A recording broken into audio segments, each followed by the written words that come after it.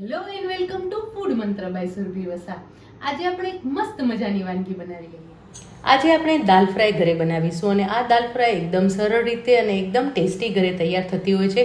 અને આજે એ દાલ ફ્રાય આપણે ધાબા સ્ટાઇલ બનાવીશું, જેના માટે મેં બધી જ દાળને કૂક કરીને રાખી છે, એટલે કે બાફીને રાખી છે. જેના માટે મેં અડધો કપ તુવેરની દાળ, એની સાથે પા કપ મગની દાળ અને 2 ટેબલસ્પૂન ચણાની દાળ લીધેલી છે.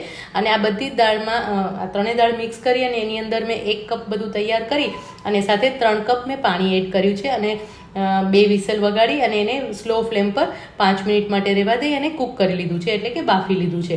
તમે જોઈ શકો છો કે દાળ એકદમ સરસ બધી ઘડી ગઈ છે અને છતાં પણ દેખાય છે, એટલે કે એને મેશ નથી કરવાની, એને બ્લેન્ડરથી બ્લેન્ડ નથી કરવાની. દાલ ફ્રાય માટે આપણે આ રીતે દાળ તૈયાર કરવાની છે અને બાફતી વખતે મેં એની અંદર હળદર અને મીઠું બંને એડ કર્યા હતા, જેથી કરીને એનો કલર પણ એકદમ સરસ આવે. તો દાલ ફ્રાય માટેની દાળ તૈયાર થઈ ગઈ છે. હવે એને આપણે વઘારી લઈએ. દાલ ફ્રાયની દાળ વઘારવા માટે આપણે ઘીનો ઉપયોગ કરીશું. હંમેશા દાલ ફ્રાય છે ને એ ઘીમાં બહુ જ સરસ લાગે છે. તો એના માટે આપણે 1 ચમચી ઘી લઈશું.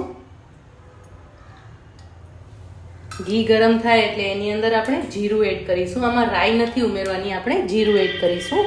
અડધી ચમચી જીરું એડ કરીશું. એની સાથે ચપટી સૂંઠ પાવડર ઉમેરીશું, એના કારણે એની સુગંધ બહુ જ સરસ આવશે. અને એની સાથે હિંગ અને હળદરનો વઘાર કરવાનો છે. 5 ચમચી હિંગ અને 1 ચમચી હળદર એડ કરીશું. સાથે આ મેં ટમેટાં છીણીને તૈયાર રાખ્યા છે, જે ટમેટાં ઉમેરવાના છે. છીણેલા ટમેટાનો સ્વાદ બહુ સરસ લાગે છે, એટલે આપણે ટમેટાં એડ કરીશું અને એને મિક્સ કરી લેવાનું છે. એકદમ સરસ વઘાર તૈયાર થઈ ગયો છે.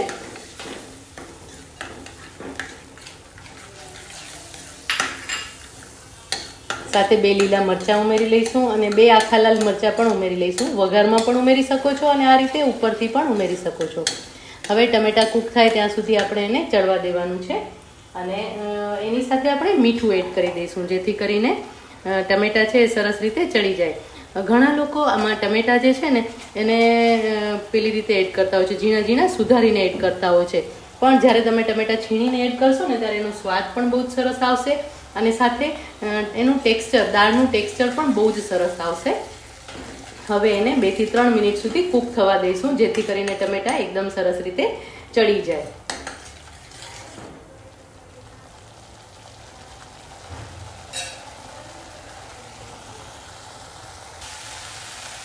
જો ટમેટાં એકદમ સરસ ચડી ગયા છે. હવે એની અંદર બધો મસાલો એડ કરી દેવાનો છે.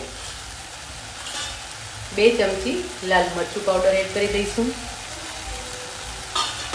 એની સાથે 2 ચમચી ધાણા જીરું પાવડર એડ કરીશું. સાથે થોડા પ્રમાણમાં કસૂરી મેથી એડ કરી દઈશું. 5 ચમચી જેટલી કસૂરી મેથી લઈશું. અને આ એક ધાબા સ્ટાઇલ મસાલો તૈયાર કરેલો છે, જેમાં મેં ધાણા જીરુંનો વધારે ઉપયોગ કરેલો છે, એટલે કે આખા ધાણા અને જીરું અને એની સાથે તજ લવિંગ અને મરી અને એલચી, આ 4 વસ્તુનો ઉપયોગ કર્યો છે. તો આ 2 ટીસ્પૂન આપણે એડ કરીશું. અને જો આ મસાલો તમારી પાસે ન હોય તો તમે ગરમ મસાલો પણ ઉમેરી શકો છો. સાથે આપણે 5 ચમચી ગરમ મસાલો પણ ઉમેરીશું. આ બધી જ વસ્તુને સરસ રીતે આપણે મિક્સ કરી લઈશું.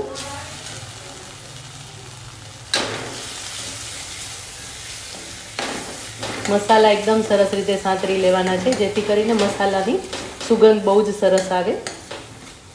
અત્યારે જેટલી સરસ સુગંધ આવી રહી છે ને કે એમ થાય છે કે દાલ ફ્રાય તો બહુ જ સરસ બનવાની છે. મસાલા એકદમ સરસ તૈયાર થઈ ગયા છે. હવે એની અંદર આપણે આ જે બાફેલી દાળ છે એ ઉમેરી લેવાની છે.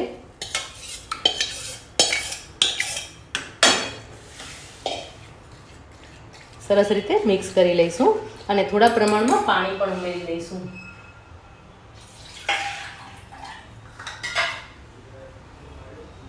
લગભગ 1 કપ જેટલું પાણી આપણે ઉમેરી દઈશું અને મિક્સ કરી લઈશું.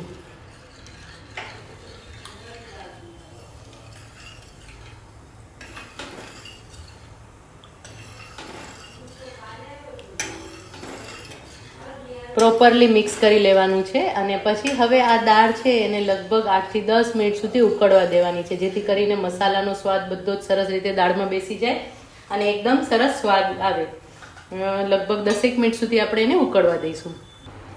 જુઓ, તમે જોઈ શકો છો કે દાળ એકદમ સરસ ઉકળી ગઈ છે અને એકદમ સરસ તૈયાર થઈ ગઈ છે. એનો થિકનેસ પણ એકદમ સરસ આવી ગઈ છે અને કલર પણ એકદમ સરસ ધાબા સ્ટાઇલ આવી ગયો છે.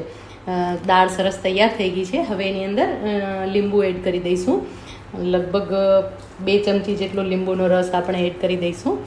આના કારણે એનો સ્વાદ બહુ જ સરસ આવશે. જો તમને ન ગમતું હોય તો તમે ના એડ કરી શકો, પણ લીંબુના કારણે સ્વાદ બહુ જ સરસ આવતો હોય છે. અને એની સાથે એક બીજું એવું એક સિક્રેટ ઇન્ગ્રેડિયન્ટ છે જે આપણે એડ કરીશું, અને એ છે ચાટ મસાલો. હા, ચાટ મસાલો આપણે 5 ચમચી એડ કરીશું અને એના કારણે એનો સ્વાદ બહુ જ સરસ આવે છે. બધી જ વસ્તુ સરસ પ્રોપર મિક્સ કરી લઈશું.